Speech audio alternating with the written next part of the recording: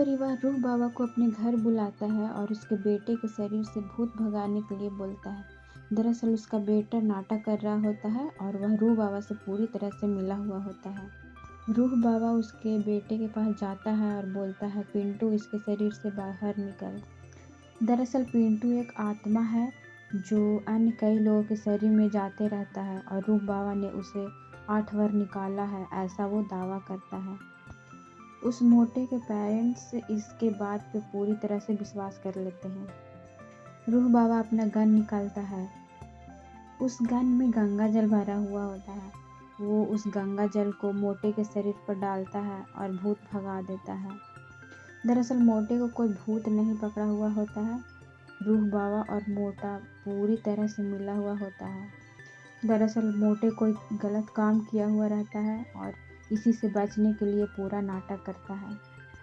इसी तरह रूह बाबा अपना फ्रॉड जारी रखता है और अन्य लोगों के साथ भी फ्रॉड करता है और खूब पैसा कमाता है। फिर एक और कस्टमर उसके पास आता है और रूह बाबा से बोलता है कि मेरी बेबी मुझे मेरी नौकरानी के साथ देख ली है, तो कोई उपाय बता बचने का। रूह बाबा फिर भूत वाला नाटक करने उसके घर जाता है। रूह बाबा उसकी बीवी को यह यकीन दिलाने में कामयाब हो जाता है कि ये सब उसके पति ने नहीं बल्कि उसके अंदर जो भूत है उसने ऐसा किया है, और फिर उस पे भी गंगा जल डालता है और भूत भाग जाता है, ऐसा वो करता है। और फिर उसकी बीवी इस बात पे पूरी तरह से यकीन कर लेती है। इसी तरह वो अपना काम फिर से जारी रखता है और खूब इधर उधर पैसा कमाता है। एक बार रूह बाबा को एक महाराज अपने घर बुलाता है और वो अपनी बेटी मीरा का फोटो दिखाता है और बोलता है कि मेरी बेटी मीरा मर चुकी है और मुझे अंतिम बार उसकी आत्मा से बात करना है, क्या तुम करवा दोगे मुझे बात। रूह बाबा बोलता है, जी हाँ, मैं अपनी बेटी से बात करवा दूंगा। दरअसल मीरा त्रिपुरी ढीमरी होती है जो कि नाटक कर रही होती है मरने का। रूह बाबा को कुछ भी पता नहीं होता है, फिर भी वो झूठ मूठ के मीरा को बुलाने लगता है। तभी मीरा जो कि तृप्ति ढीमरी है वो अपनी भूतिया लुक में रूह बाबा के सामने आ जाती है।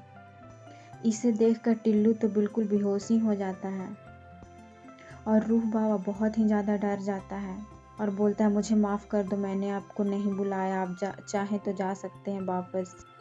महाराज जो कि मीरा के मामा होते हैं वो ये सब का वीडियो बना लेते हैं और रूह बाबा को बोलते हैं कि तुम्हें मेरा एक काम करना होगा, नहीं तो ये वीडियो मैं इंटरनेट पर डाल दूंगा।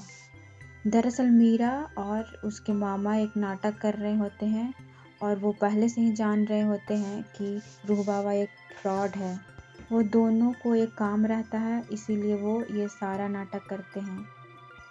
मीरा रूह बाबा से बोलती है कि तुम्हें एक मेरा काम करना होगा जिसके लिए मैं तुम्हें 1 करोड़ रुपया दूंगी।